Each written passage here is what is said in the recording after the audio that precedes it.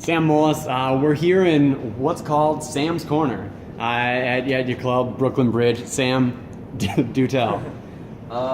Race put up the sign about, let's say, like a month after I joined the club. So it's almost been 2 years since it's been up here, and this is where all the magic happens, right in this corner.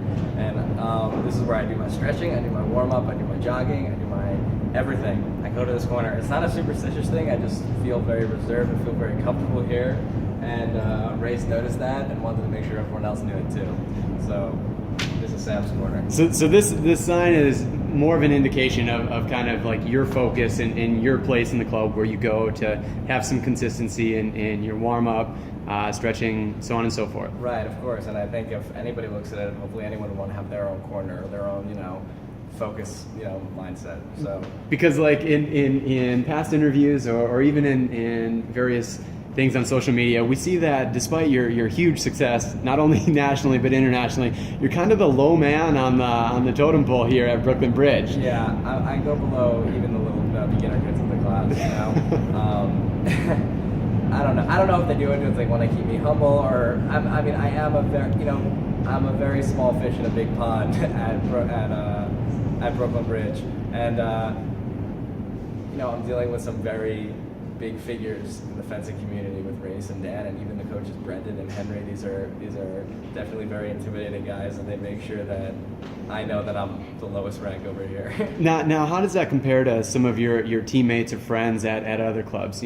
USA Fencing, the men's foil event is really growing in strength throughout the U.S. Right. Here, again, you've had huge success, but you continue to be like so humble about those also training at the club. How about what do you see of teammates training at other clubs and the success they have compared to their humility? Right. I think, again, we have at our club at BBFC, we have someone like, I'll give you Race for an example, and even Dan, that don't really, when they get results, they're not going around posting everything about it and wearing their medals and stuff like that. And you see at other clubs, when you don't have someone older than you that's actually getting results and portraying those morals onto you, you have other people that they get a result and they will post all over Instagram or Facebook and wear their medals to the competition the next day and stuff like that. And I think that being humble is it's something just very good to have as a part of your character, and it makes you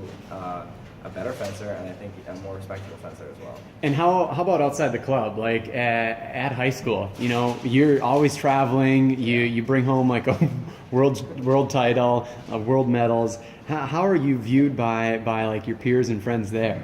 I live in a very small town in Long Island, and Long Island's all about lacrosse and football and soccer, and you have a fencer that when he's winning world championships, and people respond to certain words.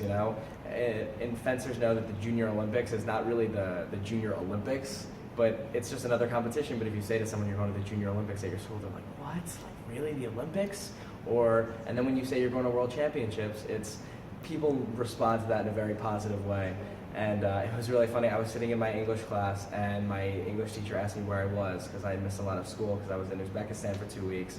And I told him, I didn't even say I was at World Championships. She's like, so where were you? I said, I was just at a competition. And he sarcastically said, what do you think, you're champion of the world or something? And I said, yes. And I just looked at him. And the whole class, who knew that I had won World Championships, just started laughing hysterically. And he was like, oh, okay. So I try to remain humble about the whole thing. But at the same time, I just appreciate this while I can, This is just incredible. A huge point for humility and making others look silly through your own accomplishments. Yeah, it's impossible to brag here anyway, even if I want to, I'm forced to be humble here. And when's the next game of red light, green light? or which bet have you most recently lost? I haven't won anything yet. I haven't won Simon Says, I haven't won red light, green light, I haven't won any game with Dan. Dan and I now, Dan's kind of trying to teach me how to wrestle a little bit. I know that it may not seem like Dan can do that, but Dan can do, he's very strong, and he takes my hand and he twists it and takes me down on the ground, and I'm trying to beat him on that, but I'd rather be doing that than growing out my hair. So yeah.